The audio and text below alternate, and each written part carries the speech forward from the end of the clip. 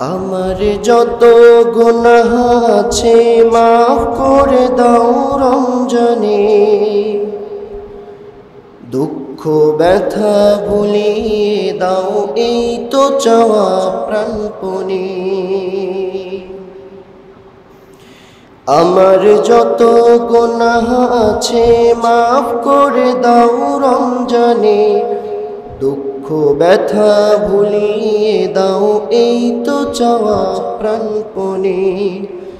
আমার যত গুনাহ আছে মাফ করে দাও রমজানে, দুঃখ ব্যথা ভুলিয়ে দাও এই তো চাওয়া প্রাণপণে। রমজানের হক আদায় করার শক্তি দাও প্রভু, তোমার শরণ থাকুক মনে অন্তরে দাও ভয় প্রভু। রমজানের হক আদায় করার শক্তি দাও প্রভু, তোমার শরণ থাকুক মনে অন্তরে ভয় দাও প্রভু। হৃদয়ে দাও তোমারি নূর এই তো চাওয়া আনমনে, দুঃখ ব্যথা ভুলিয়ে দাও এই তো চাওয়া প্রাণপণে।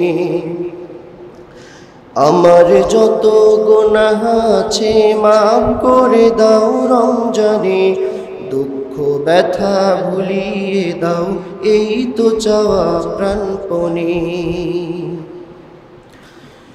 মনের কালি দাও মুছে রহমতের রমজানে, হেরার আলো দাও ছড়িয়ে এই সমাজের সবখানে। মনের কালি দাও মুছে রহমতের রমজানে, হেরার আলো দাও ছড়িয়ে এই সমাজের সবখানে। জান্নাত যেন হয় ঠিকানা এই তো চাওয়া সব প্রাণে, দুঃখ ব্যথা ভুলিয়ে দাও এই তো চাওয়া প্রাণপণে। আমার যত গুনাহ আছে মাফ করে দাও রমজানে, দুঃখ ব্যথা ভুলিয়ে দাও এই তো চাওয়া প্রাণপণে। আমার যত গুনাহ আছে মাফ করে দাও রমজানে। আল্লাহর কোন গোলাম যদি রমজান মাস পেয়ে যায়, রমজান মাস ঈমানের সাথে পাওয়ার পরে ঈমানের সাথে সে যদি রমজানের সিয়াম সাধনা পালন করে, আল্লাহর কোন গোলাম যদি রমজান মাস পাওয়ার পরে ঈমানের সাথে সওয়াবের নিয়তে আল্লাহকে রাজি খুশি করানোর নিয়তে সিয়াম সাধনা পাওয়ার পরে সে যদি রোজা রাখে, ইবাদত বন্দেগী করে কাটায়, আল্লাহর হাবিব বলেন গুফিরা লাহু মা তাকদ্দামা মিন যামবি। আল্লাহর হাবিব বলেন আল্লাহ তাআলা ওই গোলামকে রমজান মাস পাওয়ার পরে যেই গোলাম ইবাদতের মাধ্যমে কাটালো, গুনাহ মাপের আশায় সওয়াবের আশায় রোজা রেখে ইবাদতের মাধ্যমে কাটালো, আল্লাহ পাক রব্বুল আলামিন তার ওই গোলামকে জীবনের পিছনের সব গুনাহ আল্লাহ তাআলা মাফ করে দেয়। এত বড় সুসংবাদ পাওয়ার পরে সুবহানাল্লাহর আওয়াজ এত আস্তে হলো। আল্লাহ তাআলা রমজান মাস পাওয়ার পরে কেউ যদি রোজার মাধ্যমে ইবাদতের মাধ্যমে কাটায়, আল্লাহর হাবিব বলেন তার জীবনের পিছনে সব গুনাহ আল্লাহ মাফ করে দেন। আরেকটা বার জোরে বলেন সুবহানাল্লাহ। তাহলে রমজান মাস এত বরকতপূর্ণ, এত নিয়ামতপূর্ণ, এই রমজান মাস আমরা পেয়েছি আলহামদুলিল্লাহ বলেন। কত মানুষ গত রমজান মাসে ছিল, এই রমজান পর্যন্ত আসতে পারেন নাই, কারণ হায়াতের কোনো গ্যারান্টি নাই। মানুষ পৃথিবীর মধ্যে কতদিন বাঁচবে, কতদিন হায়াত পাবে কেউ জানে না। কত মুরব্বী বাবাজিরা গত রমজানে ছিল, এই রমজানে আছে, কিন্তু অনেক যুবক মানুষ গত রমজানে ছিল, এই রমজান পর্যন্ত আসতে পারে নাই। তার মানে বোঝা গেল আল্লাহ তাআলা আমাদেরকে ভালোবেসে মহব্বত করে রমজান মাস দিয়েছেন। আমরা রমজান মাস পেয়েছি। লক্ষ্য করেন, পৃথিবীতে আসার একটা সিরিয়াল আছে, কিন্তু যাওয়ার কোন সিরিয়াল, জোরে বলেন, আছে নাকি? নাই। পৃথিবীতে আসার সিরিয়াল হলো, দাদার আগে কখনো নাতি আসে? দাদার আগে কি বাবা আসে? ছেলে আসে? আগে দাদা, দাদার পরে আসে বাবা, বাবার পরে আসে ছেলে, অর্থাৎ দাদা, দাদার ছেলে, তারপরে তার ছেলে, নাতি। এমন সিরিয়াল মেনটেন করে পৃথিবীর মধ্যে আমরা এসেছি।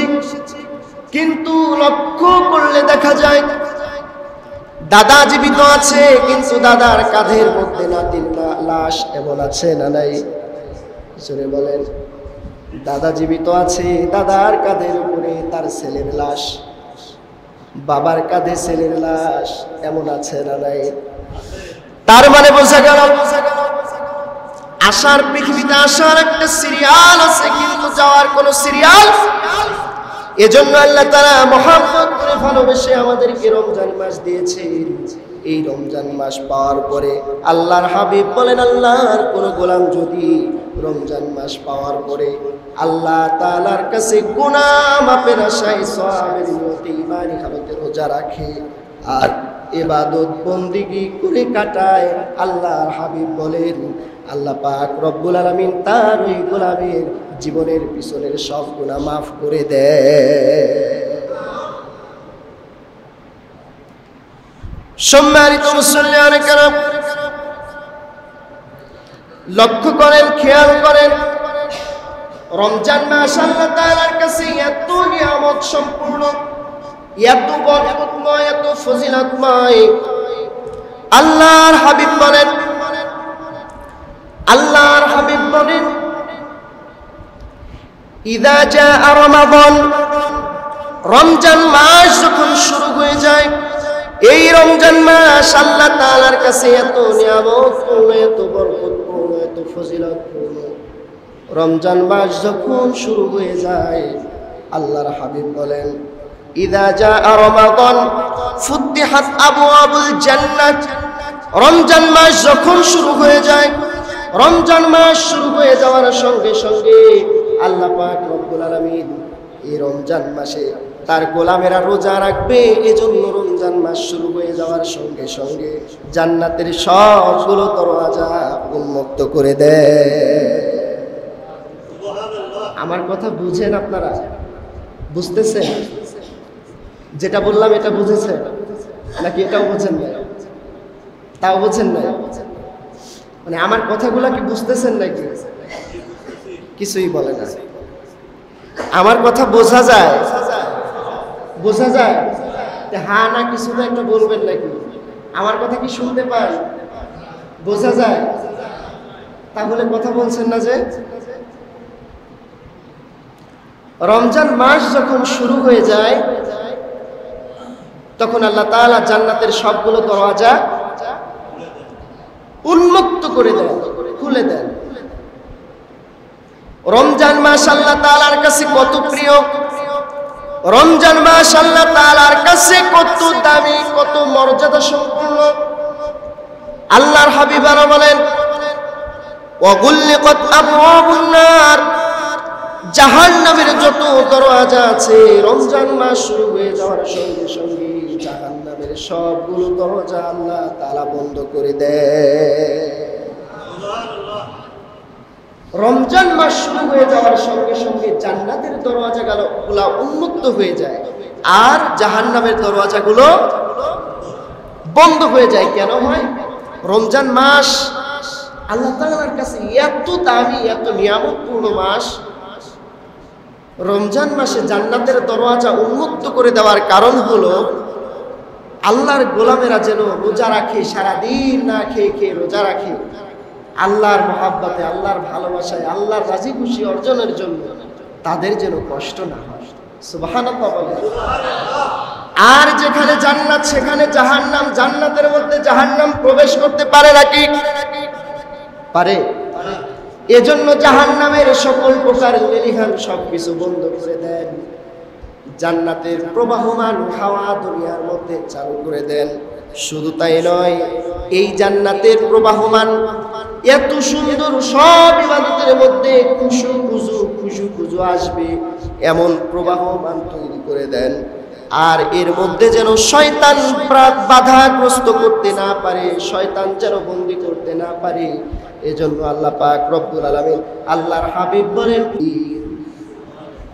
শয়তানগুলো যেন ধোঁকা দিতে না পারে, এজন্য শয়তানকে শিকলবন্দি করে ফেলা হয়। রমজান মাস আল্লাহ তাআলার কাছে কত প্রিয়, রমজান মাস আল্লাহ তাআলার কাছে কত দামি লক্ষ্য করেন। আর এই রমজান মাস আল্লাহ তাআলার কাছে এত দামি এত প্রিয় হওয়ার কারণ কি? আল্লাহ পাক রব্বুল আলামিন বলেন, শাহরু রমাদানাল্লাযী উনজিলা ফীহিল কুরআনু হুদাল লিন্নাসি ওয়া বাইনাতিম মিনাল হুদা ওয়াল ফুরকান। আল্লাহ পাক রব্বুল আলামিন বলেন, রমজান মাসে তো দামি হওয়ার কারণ হলো আমি আল্লাহ পাক রব্বুল আলামিন রমজান মাসে কোরআনুল কারীম নাজিল করেছি। আর কোরআন নাজিল করার কারণে রমজান মাস 12টা মাসের মধ্যে সবচাইতে শ্রেষ্ঠ মাস হয়ে যায়। কোরআন নাজিলের কারণে যদি রমজান মাস শ্রেষ্ঠ মাস হয়ে যায়, দামি মাস হয়ে যায়, ওই কোরআনের সংস্পর্শে যে ব্যক্তিগুলো আসবে, ওই ব্যক্তিগুলা না জানি আল্লাহ তাআলার কাছে কত দামি। কোরআন নাজিলের জন্য রমজান মাস শ্রেষ্ঠ মাস, দামি মাস। তাহলে কোরআন যারা শিখবে, কোরআন যারা পড়বে, তারা আল্লাহ তাআলার কাছে কত দামি। কোরআন নাজিলের জন্য যদি রমজান মাস শ্রেষ্ঠ মাস, দামি মাস হয়ে যায়, শুধু তাই নয়, আমাদের সবার প্রত্যেকের ঘরের মধ্যে কোরআন শরীফ আছে না নাই? জোরে বলেন। ঘরের মধ্যে কোরআন শরীফ আছে। ওই কোরআনগুলো আমরা পড়তে পারি আর না পারি, সুন্দর করে ঘরের কোণারে তাক করে তার উপরে রেখে দিয়েছি, ঠিক না? সারা বছর রেখে যাওয়ার কারণে কোরআন শরীফ পুরোপুরি ধুলাবালি ময়লা আবরণ করে গিয়েছে। ওই কোরআনুল কারীম যদি কখনো আপনি খোলেন, কোরআনুল কারীম খোলার সঙ্গে সঙ্গে একটা কাঠের টুকরার উপরে রাখেন, সেই কাঠের টুকরার নাম কি বলে? রেহাল। ওই রেহালটা একটি কাঠের টুকরা দিয়ে তৈরি। দেখেন কোরআনুল কারীম কত দামি কিতাব। এই কিতাব যার সাথে সংস্পর্শ হয়েছে, যার সাথে ওই কিতাবের সম্পর্ক হয়েছে, ওই ব্যক্তিকে আল্লাহ পাক রব্বুল আলামিন কত দামি বানিয়ে দিয়েছেন। কোরআন শরীফটা খোলার সময় যদি কাঠের টুকরার উপরে রাখেন, এই পৃথিবীতে কত প্রকার কাঠ আছে। খাট, আপনার ঘরের মধ্যে আসবাবপত্র আছে, কত আসবাবপত্র লাথি উষ্টা দিয়ে ফেলে দেন, কত কিছু হয়ে যায়। কখনো কোনোদিন কোনো খাট বা কোনো আসবাবপত্র ধরে চুমা খেয়েছেন নাকি? খেয়েছেন? অথচ ছোট্ট একটি কাঠের টুকরা, এই কাঠের টুকরার উপরে যে কোরআনুল কারীমটা আপনি রেখেছেন, এই কোরআনুল কারীম রাখার কারণে ওই কাঠের টুকরা যখন আপনার পায়ের সঙ্গে লেগে যায়, সঙ্গে সঙ্গে কাঠের টুকরা বুকে জড়িয়ে ধরে চুমা খান। তাহলে এই কাঠের টুকরা কেবলমাত্র কোরআনকে বহন করার কারণে, কোরআনের সংস্পর্শে থাকার কারণে কাঠের টুকরার এত দাম বেড়ে যায়। শুধু কাঠের টুকরা নয়, কোরআনকে পেঁচিয়ে রাখেন যে একটা ছোট্ট কাপড়ের টুকরা, জোজদান বলে।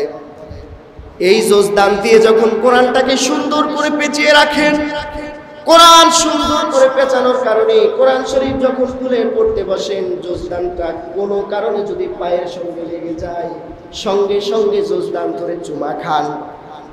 আছে না নাই? ছোট্ট একটি কাপড়। পৃথিবীতে কত কাপড় আছে, কত দামি দামি পোশাক আছে, আপনারা পরেন, আবার সেগুলাকে অবহেলিত লাঞ্ছিত ভাবে ফেলে দেন। কিন্তু কোরআনের সংস্পর্শে একটি ছোট্ট কাপড়ের টুকরা লাগার কারণে ওই কাপড়ের টুকরার দাম যদি এত বেড়ে যায়, না জানি কোরআনকে যারা বুকে ধারণ করেছে, কোরআনের যারা হাফেজ হয়েছে, কোরআনের যারা আলেম হয়েছে, কোরআনের সংস্পর্শে যে মানুষগুলো এসেছে, ওই মানুষগুলোর দাম আল্লাহ তাআলার কাছে না জানি কত বেশি। একজন কোরআনের হাফেজের কত মর্যাদা, একজন কোরআনের হাফেজের কত সম্মান। আল্লাহর হাবিব বলেন, কিয়ামতের কঠিন বিভীষিকাময় ময়দানে আল্লাহ পাক রব্বুল আলামিন কোরআনের হাফেজদেরকে ডাকতে থাকবেন, কোরআনের হাফেজরা কই আছো, এদিকে আসো। কোরআনের হাফেজরা যখন চলে আসবে, আল্লাহর হাবিব বলেন, আল্লাহ তাআলা বলবে, ও আমার কোরআনের হাফেজরা, যারা দুনিয়ার মধ্যে কোরআনকে মুখস্থ করেছো, কোরআন সিনার মধ্যে ধারণ করেছো, বক্ষ ধারণ করেছো, আজ তোমরা কোরআনুল কারীমের সূরাতুল ফাতিহা থেকে তেলাওয়াত করতে থাকো। আল্লাহর হাবিব বলেন, কোরআনের হাফেজেরা ওই দিন ওই মুহূর্তে কোরআন তেলাওয়াত করতে থাকবে। এক একটা হাফেজ এক একটা কোরআনের আয়াত তেলাওয়াত করবে, এক একটা করে তালা উপরে উঠতে থাকবে। আল্লাহর হাবিব বলেন, কোরআনের হাফেজগুলো ওই সময় ওই দিনে এক এক করে সূরা ফাতিহা থেকে সূরা নাসের শেষ আয়াত পর্যন্ত তেলাওয়াত করবে। 6666টা আয়াত তেলাওয়াত করা শেষ হয়ে যাবে। একজন কোরআনের হাফেজ 6666 তালার উপরে চলে যাবে। একজন হাফেজের কত মর্যাদা হবে। ওই কঠিন মুহূর্তে 6666 তালা সবচেয়ে উঁচু তালা বিশিষ্ট বিল্ডিং এর মালিক হয়ে যাবে, জান্নাতের মধ্যে চলে যাবে। তেলাওয়াত যখন শেষ হয়ে যাবে, এত বড় সাজানো গোছানো জান্নাত দেখে হাফেজ সাহেবেরা পাগল পারা হয়ে যাবে। ওই সময় হাফেজেরা আলেমেরা ডাক দিয়ে বলবে, আল্লাহ, এত বড় জান্নাতের মালিক আমাকে বানিয়েছেন, এই জান্নাতের মধ্যে আমি একা একা যেতে পারবো না। হাফেজদের স্মরণে এসে যাবে, মনে পড়ে যাবে দুনিয়ার মধ্যে যারা হাফেজে কোরআনকে ভালোবেসেছে, দুনিয়ার মধ্যে যারা আলেমদেরকে সম্মান করেছে, ভালোবেসেছে, তাদের কথা মনে পড়ে যাবে। আল্লাহকে ডাক দিয়ে বলবে, আল্লাহ, যারা দুনিয়াতে আমার বন্ধু ছিল, যারা আমাকে সহযোগিতা করেছে, যারা আমাকে ভালোবেসেছে, ওই সমস্ত মানুষেরা কি? আল্লাহ বলবে, ওই দেখো জাহান্নামে জ্বলে। হাফেজেরা ডাক দিয়ে বলবে, আলেমেরা ডাক দিয়া বলবে, আল্লাহ তাআলা, আপনার জান্নাতে আমি ততক্ষণ পর্যন্ত প্রবেশ করব না যতক্ষণ না পর্যন্ত আমার ওই বন্ধুদের, আমার ওই সহযোগীদের, আমাকে যারা মহব্বত করেছে, যারা ভালোবেসেছে, এদেরকে যতক্ষণ না পর্যন্ত আপনি আমার সঙ্গে জান্নাতে দিবেন, তত সময় পর্যন্ত আমি আপনার জান্নাত চাই না। একজন হাফেজ আলেমের কত মর্যাদা পাবে। যদি হাফেজ আলেমকে ভালোবাসার কারণে তারা যদি জান্নাত পাওয়ার পরে এভাবে সুপারিশ করতে পারে, একজন হাফেজ আলেমকে লাঞ্ছিত, অপমানিত, ঘৃণিত করলে আপনার অবস্থা কি হতে পারে? শুধু তাই নয়, আল্লাহর হাবিব বলেছেন, আমি হলাম শেষ নবী, আমার পরে আর কোন নবী এই পৃথিবীর মধ্যে আসবে না। আমার পরে যদি আর কোন নবী বা রাসূল এই পৃথিবীর মধ্যে না আসে, তাহলে এই উম্মাহকে ঈমানের পথে, ইসলামের পথে দিক নির্দেশনা দিবে কারা? আল্লাহর হাবিব বলেন, আল উলামা ওয়ারাসাতুল আম্বিয়া, আমার পরে আর কোন নবী বা রাসূল আসবে না। কিয়ামত পর্যন্ত এই উম্মাহকে ঈমানের পথে দিক নির্দেশনা দিবে তারা হলো আলেম উলামা। আর এই আলেম উলামা হবে আমার ওয়ারিস। পৃথিবীর মধ্যে আমার কোন উম্মত যদি আলেমদেরকে কেউ যদি সম্মান করে, কেউ যদি ভালোবাসে, সে যেন আমি রাসূল সাল্লাল্লাহু আলাইহি ওয়াসাল্লামকে ভালোবাসে। পৃথিবীর মধ্যে কিয়ামত পর্যন্ত কেউ যদি কোন আলেমকে মহব্বত করে, সে যেন আমি নবীজিকে মহব্বত করে। কোন আলেমকে যদি কোন হাদিয়া তোহফা দেয়, সে যেন আমি নবীজিকে হাদিয়া তোহফা দেয়। কোন আলেমকে যদি কেউ যদি অপমান করে, সে যেন আমি নবীজিকে অপমান করি। নাউজুবিল্লাহ বলেন। দুনিয়ার মধ্যে কোনো আলেমকে যদি কোনো ব্যক্তি যদি আঘাত করে, নির্যাতন করে, সে যেন স্বয়ং আমি নবীজিকে আঘাত করলো, নির্যাতন করলো। নাউজুবিল্লাহ বলবেন না? এজন্য আলেমদেরকে ভালোবাসার প্রয়োজন আছে না নাই? জোরে বলেন। তার মানে বোঝা গেল রমজান মাসে তো দাবি হওয়ার কারণ কি? রমজান মাস দাবি হওয়ার কারণ হলো রমজান মাসে যিনি কোরআন নাজিল করেছেন তিনি কে? কোরআনের কারণে যদি রমজান মাস দাবি হয়ে যায়, কোরআনের কারণে যদি একটি কাপড়ের টুকরার দাম বেড়ে যায়, কোরআনের কারণে যদি একটি কাঠের টুকরার দাম বেড়ে যায়, কোরআনের হাফেজদেরকে ভালোবাসতে যদি তাদের দাম বেড়ে যায়, এই কোরআনের সংস্পর্শে আসলে, কোরআনের আলেমদেরকে হাফেজদেরকে ভালোবাসলে যে আল্লাহ এত কিছু করতে পারেন, কোরআনকে ভালোবাসলে ওই আল্লাহ আমাদেরকে দামি বাড়াতে পারেন কিনা? পারেন না? তাহলে রমজান মাস পাওয়ার পরে আমরা এত দামি মাস, কোরআনের কারণে এত দামি মাস পেয়েছি, এত বরকতপূর্ণ মাস পেয়েছি, এত ফজিলতপূর্ণ মাস পেয়েছি রমজান মাস। আর এই রমজান মাসে যারা রোজা রাখবে, ইবাদত করে কাটাবে, তাদের দাম বুঝি আল্লাহ তাআলার কাছে কম? কম? কম না বেশি? জোরে বলেন। আল্লাহর হাবিব বলেন, একজন রোজাদারের সম্মান, একজন রোজাদারের মর্যাদা আল্লাহ তাআলার কাছে কত বেশি খেয়াল করেন। আল্লাহর হাবিব বলেন, একজন রোজাদার আল্লাহ তাআলার কাছে এত দামি, এত দামি। আল্লাহর হাবিব বলেন, ইন্না ফিল জান্নাতি বাবান ইয়াকালু লাহুর রায়্যান। আল্লাহর হাবিব বলেন, কিয়ামতের কঠিন ময়দানে জান্নাতের মধ্যে একটি দরওয়াজা থাকবে, গেট থাকবে, যেই গেটের নাম হবে রায়্যান। নাম কি? জোরে বলেন।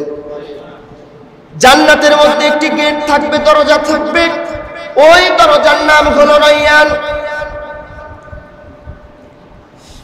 ইন্না ফিল জান্নাতি বাবান ইউকালু লাহু রায়্যান ইয়াদখুলু মিনহু সাইমুনা ইয়াওমাল কিয়ামাহ। ওই গেট দ্বারা, ওই রায়্যান নামক গেট দ্বারা কেবলমাত্র শুধুমাত্র রোজাদারেরা প্রবেশ করবে। রোজাদার ব্যতীত আর কেউ ওই গেট দ্বারা প্রবেশ করতে পারবে না।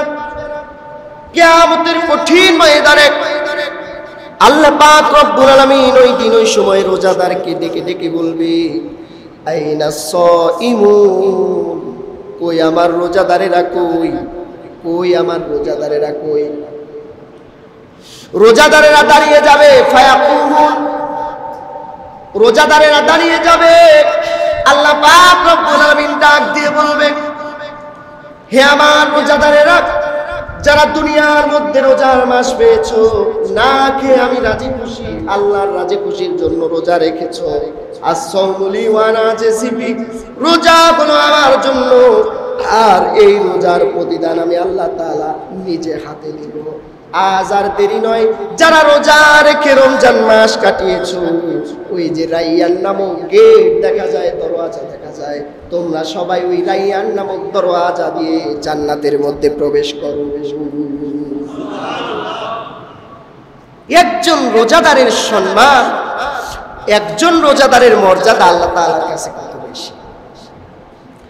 শুধু তাই নয়, আল্লাহর হাবিব আরো বলেন, একজন রোজাদারের সম্মান, একজন রোজাদারের মর্যাদা আল্লাহ তাআলার কাছে কত বেশি। আল্লাহর হাবিব বলেন, একজন রোজাদারের মর্যাদা আল্লাহ তাআলার কাছে কত বেশি। ওয়াল্লাযী নাফসি বিয়াদিহি, আল্লাহর হাবিব বলেন, কসম সেই সত্তার যার হাতে আমার প্রাণ, লাখুলুফু ফামিস সাইমি আতয়াবু ইনদাল্লাহি মির রিহিল মিস্ক। একজন রোজাদার সেহরি থেকে নিয়ে ইফতার পর্যন্ত সারাদিন না খেয়ে রোজা রাখে, রোজা রেখে রেখে কাটায়। সারাদিন না খেয়ে রোজা রাখার কারণে একজন রোজাদারের পেটের মধ্যে এক প্রকার গ্যাস তৈরি হয়ে যায়। আল্লাহর হাবিব বলেন, রোজাদারের পেটের মধ্যে যেই গ্যাস তৈরি হয়, সারাদিন রোজা রাখার পরে বিকেল গড়িয়ে যখন ইফতারের আগ মুহূর্ত হয়, ওই সময় ওই রোজাদারের মুখ থেকে একটি দুর্গন্ধ বের হতে থাকে না? আল্লাহর হাবিব বলেন, সারাদিন রোজা রাখার পরে না খেয়ে থাকার কারণে একটি গ্যাস তৈরি হয়। ইফতারের আগ মুহূর্তে রোজাদারের মুখ থেকে যে দুর্গন্ধটা তৈরি হয়, আল্লাহ তাআলার কাছে একজন রোজাদারের সম্মান, একজন রোজাদারের মর্যাদা কত বেশি। রোজাদার না খেয়ে থাকার কারণে যেই গ্যাস দুর্গন্ধ মুখ থেকে বের হয়, ওই দুর্গন্ধটা আল্লাহ তাআলার কাছে মেশকে আম্বারের চাইতে আরো বেশি পবিত্র। একজন রোজাদারের সম্মান, একজন রোজাদারের মর্যাদা আল্লাহ তাআলার কাছে কত বেশি। আল্লাহর হাবিব বলেন, শুধু তাই নয়, রমজান মাস আসলে রোজাদারের মর্যাদা আল্লাহ তাআলার কাছে এত বেশি হয়ে যায়। আল্লাহর হাবিব বলেন, এই পৃথিবীর মধ্যে তিনজন ব্যক্তির দোয়া আল্লাহ তাআলা কখনো ফিরিয়ে দেন না। কয়জন ব্যক্তি? জোরে বলে। তিনজন ব্যক্তির দোয়া আল্লাহ তাআলা কখনো ফিরিয়ে দেন না। এক নাম্বার হলো ইমামুল আদিল, ন্যায়পরায়ণ শাসনকর্তা। যে শাসনকর্তা ন্যায়পরায়ণ, ওই শাসকের দোয়া আল্লাহ তাআলা কখনো ফিরিয়ে দেন না। দুই নাম্বার হলো যে ব্যক্তি রমজান মাস পাওয়ার পরে রোজা রাখে, ওই রোজাদারের দোয়া ইফতারের আগ মুহূর্ত দোয়া কবুলের সময় রোজাদার যদি হাত তুলে দোয়া করে, আল্লাহ পাক রব্বুল আলামিন ওই দোয়া কখনো কোনো সময় ফিরিয়ে দেন না। সুবহানাল্লাহ বলবেন না? সর্বশেষ তিন নাম্বার হলো মাজলুম ব্যক্তির দোয়া আল্লাহ তাআলা কখনো ফিরিয়ে দেন না। এই তিন ব্যক্তির দোয়া আল্লাহ তাআলা কখনো ফিরিয়ে দেন না।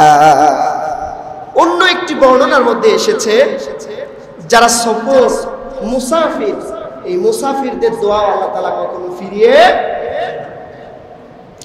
তার মানে আজকের আলোচনা থেকে আমরা বুঝলাম রমজান মাস আল্লাহ তাআলার কাছে কত দামি।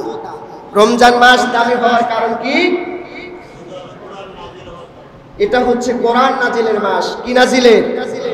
জোরে বলেন।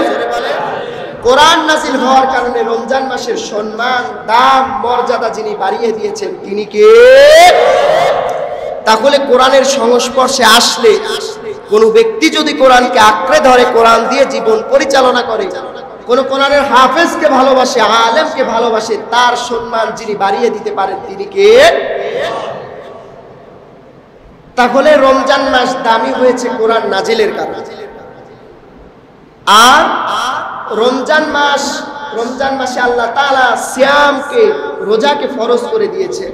যে ব্যক্তি রোজা রাখে, রোজার প্রতিদান আল্লাহ নিজে হাতে দেবেন। রোজাদারের মর্যাদা, সম্মান আল্লাহ তাআলার কাছে কম না বেশি?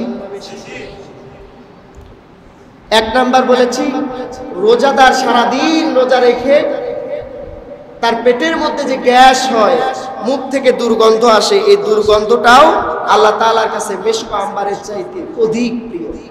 সুবহানাল্লাহ। দুই নাম্বার, রোজা হচ্ছে আল্লাহর জন্য, আর রোজার প্রতিদান যিনি নিজে হাতে দিবেন তিনি কে?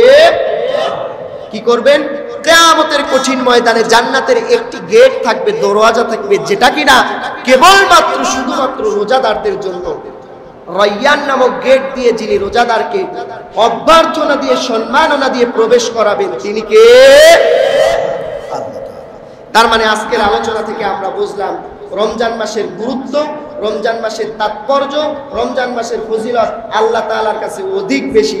আর এই রমজান মাসে যে ব্যক্তি ঈমানি হালতে আমল করবে, আল্লাহ তাআলার কাছে, আল্লাহ তাআলার রাজি খুশি অর্জনের জন্য সিয়াম সাধনার পাশাপাশি ইবাদত বন্দেগী করে কাটাবে, নফল ইবাদত করে, আল্লাহ তাআলা তার জীবনের অতীতের সব গুনাহ মাফ করে দেবেন।